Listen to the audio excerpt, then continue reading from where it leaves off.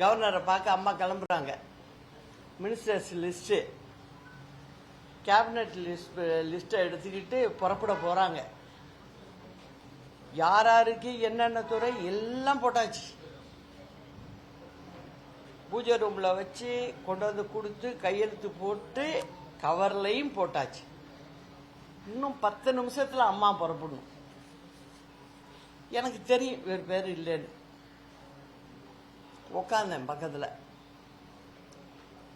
எல்லாம் ரைட்டு, நல்லதோ கெட்டதோ அவர் தலைவர்கிட்ட மேனேஜராக இருந்து அவருக்கு நம்பிக்கைக்குரிய கடைசி வரைக்கும் இருந்திருக்கார்.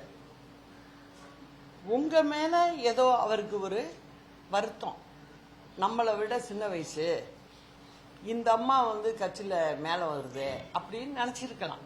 அது அவருடைய அறியாமைன்னு தான் சொல்லணும்.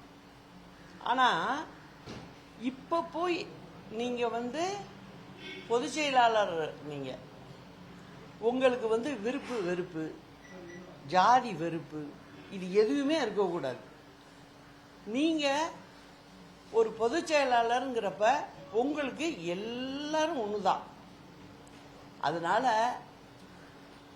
இதுல எனக்கு வருத்தம் இருக்கு. என்ன வருத்தம் சொல்லு? இல்ல, அவருக்கும் ஒரு மினிஸ்டர் கொடுக்கணும்,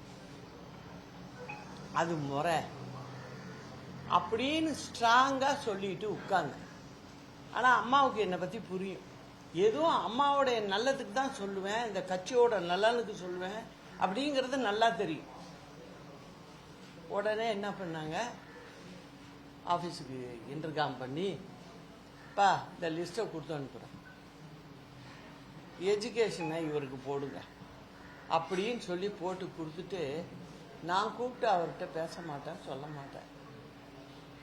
நீ கூப்பிட்டு வேணா பேசு. அந்த கோவம் தனியலை. அவங்க கவர்னர் மாளிகை போயிட்டாங்க. அதுக்கப்புறம் வீட்டிலேருந்து ஃபோன் பண்ணி சொல்லி அண்ணனை வீட்டுக்கு வர சொல்லுன்னு சொல்லி அவர்கிட்ட உட்காந்து 1/2 மணி நேரம் பேசினேன். அண்ணன், இந்த மாதிரி ஒரு வருத்தம் அம்மாவுக்கு இருக்கு மனசுல, அதனால இப்போ உங்களுக்கு எஜுகேஷன் மினிஸ்டர் போட்டு எடுத்துட்டு போயிருக்காங்க. அதனால நீங்க பழசெல்லாம் மறந்துட்டு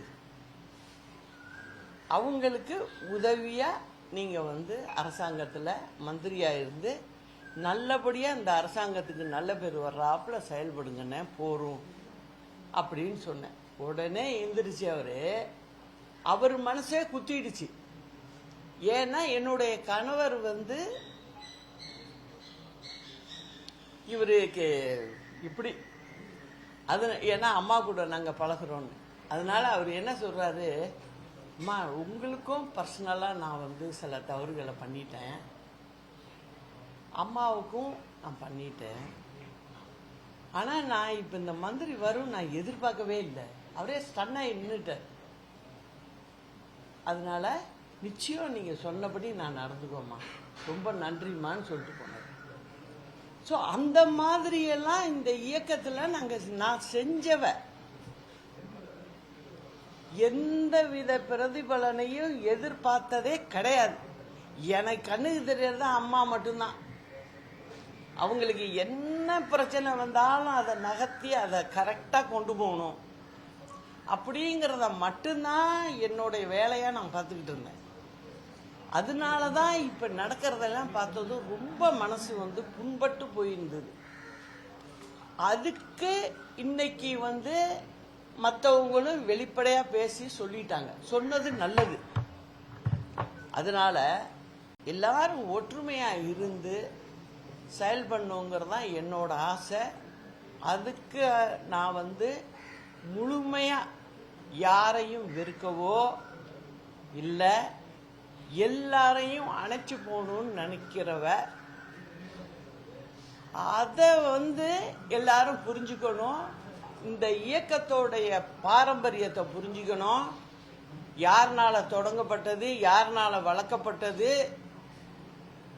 அதனால மக்களுக்கு எவ்வளவு பயன் நம்ம கொடுத்துருக்கோம் அப்படிங்கிறத நினைச்சு எல்லாரும் ஒன்றிணைந்து செயல்படணும். அதுதான் எனக்கு வேண்டியது.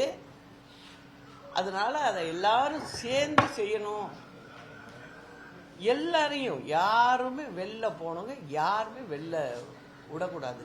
எல்லாரையும் ஒன்றிணைச்சு நம்ம செயல்படணும். இது நாட்டு மக்களுக்காகவும் சொல்கிறேன், கழக தொண்டர்களுக்காகவும் சொல்கிறேன். அதனால எல்லாரும் ஒருங்கிணைங்கிறது தான் இது வழியாகவும் நான் சொல்லிக்கிறேன்.